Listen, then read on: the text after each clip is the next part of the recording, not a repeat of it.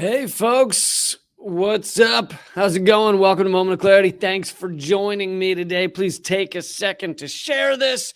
Let people know. Make sure you're a member on rockfin.com/Lee Camp. I told you about how Mike Preisner, a great journalist, does Empire Files with Abby Martin, and an Iraq war veteran. He stood up and completely destroyed George W. Bush's speech, just fucking screaming at him that he's killed 1 million dead Iraqis. I played the video yesterday.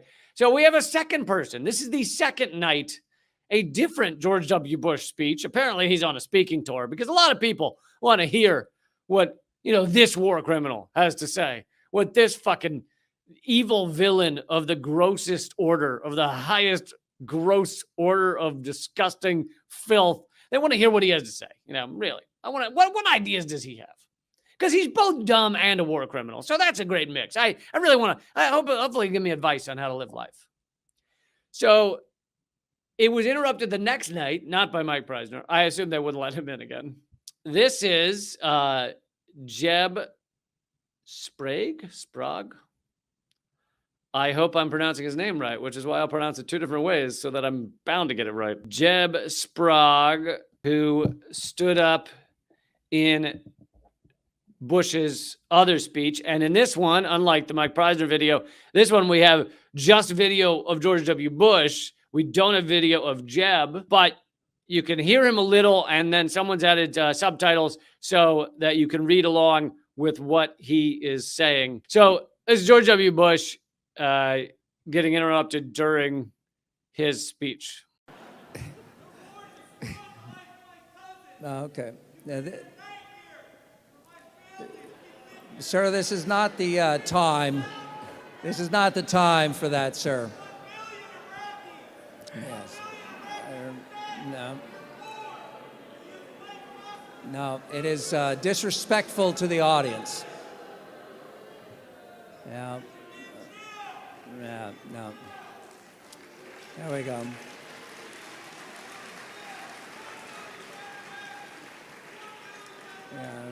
That's okay. Here's the thing in America. The good news is, in other countries, the guy would end up in jail for yelling at a president. Here he's allowed to express himself, and I want to apologize for...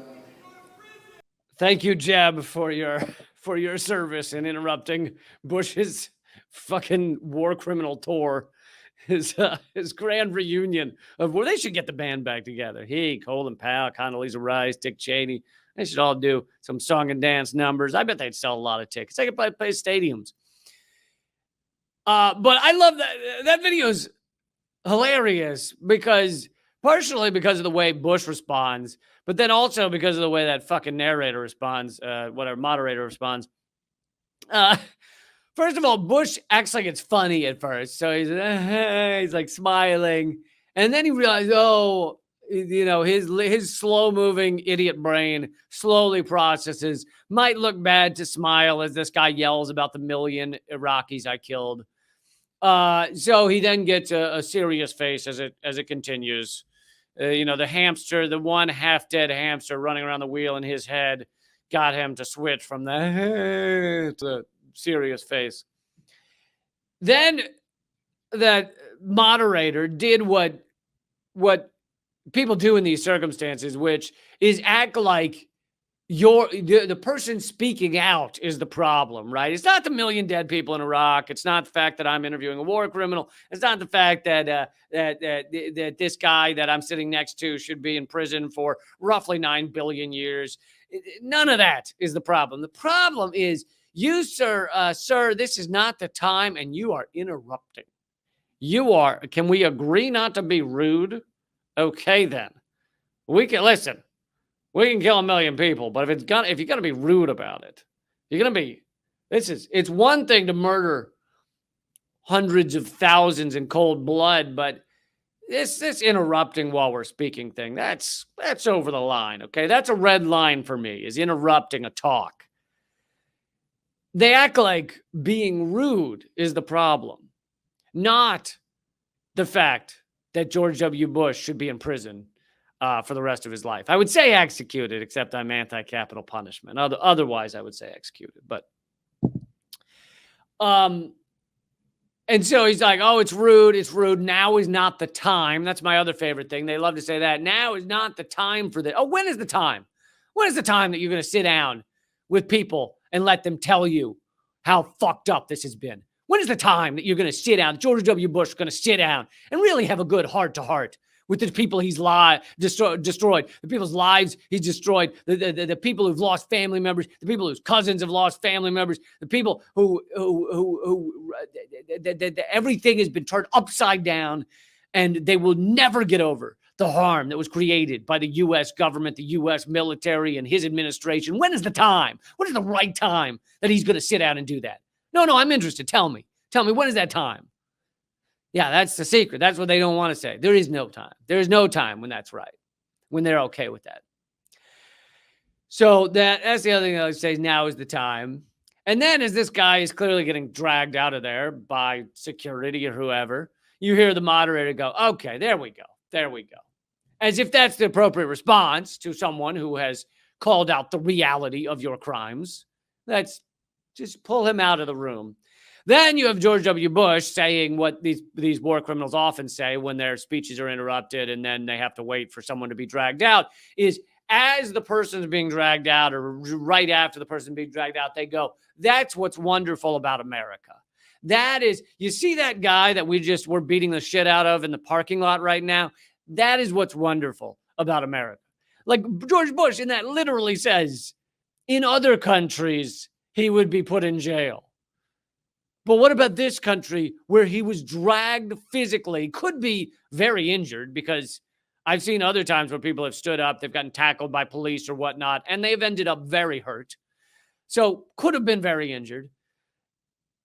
That's what we do in this country. And that's fine. And you're pointing that out as some sort of freedom. Like, see how wonderful our country is. Someone stands up to call me out on my crimes, and all we do is beat the shit out of them. See, in other countries, they would be hard on him. Here in the U.S., we just drag him out by his hair and then kick him in the face on the front porch. That's, we're good. We're free. This is freedom. So George W. Bush, as so many of these fucking assholes, loves to point out the freedom that these people get to stand up and yell. Meanwhile, dragged out of the room, kicked and beaten. So it's just garbage. But yeah, that guy brought up a lot of great things. The use of white phosphorus in Fallujah. We also used depleted uranium rounds in the war in Iraq, which Project Censored had good reporting on. Depleted uranium rounds, not only do they, cause cancer, obviously, in people they may hit. So if it hits someone in the leg, it can easily cause cancer. But they stay in the soil, in the water. The uranium from these rounds sticks around for a long time and can give cancer to everybody living in that area. So it's a long-term kind of genocide by using depleted uranium rounds. But yeah, it's just a horror show what that man's responsible for, George Bush and his goons. And here he is. And let's remember that it'd be one thing if he was doing this speaking tour and literally the only people that were even interested, that would even look at him, were far right wingers. But this is a guy hugging Michelle Obama. This is a guy hugging Ellen DeGeneres. This is a guy seen joking and laughing with Barack Obama. These are good friends. But Bill Clinton is considered a best friend of his. They are seen together at arenas, going to sporting events. George W. Bush and Bill Clinton, besties. Closer, Bill Clinton is not friends with Al Gore, but he's friends with George W. Bush. So it shows both how closely linked the two parties are, but it also shows that, like, this disgusting human being is not, he's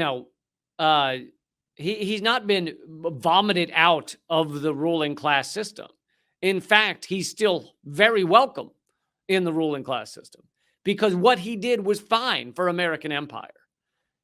Even the liberal, quote unquote, neoliberal side of the American empire, of the American ruling class, of the oligarchy, they don't have an issue with George W. Bush. Maybe they think he did it a little ham-handedly Is that an expression? He did it, he did it a little. He wasn't good at it. Like his speeches were kind of lame and kind of like a dummy, trying to sound like a cowboy. So they might not have liked the way he did it, but they have no problem with him invading countries, destroying a million lives. Sorry, killing a million people, destroying God knows how many lives, considering all the refugees and everything. But yet again, thank you, Jeb, for interrupting George W. Bush's speech. Go ahead and follow Jeb Sprague on Twitter, as well as Mike Preisner, whose video I showed you the day before yesterday.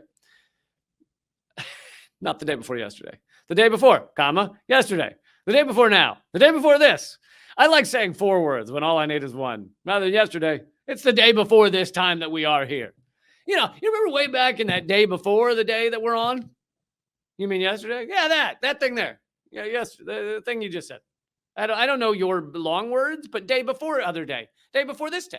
Day before other days. Over days. Days over that way. Over that way days. Remember what went down? On those days that were over that way? Yeah. Anyway. So that's what I got for you today. Please subscribe at rockfin.com/Lee Camp, ROKFIN.com/Lee Camp, and keep fighting.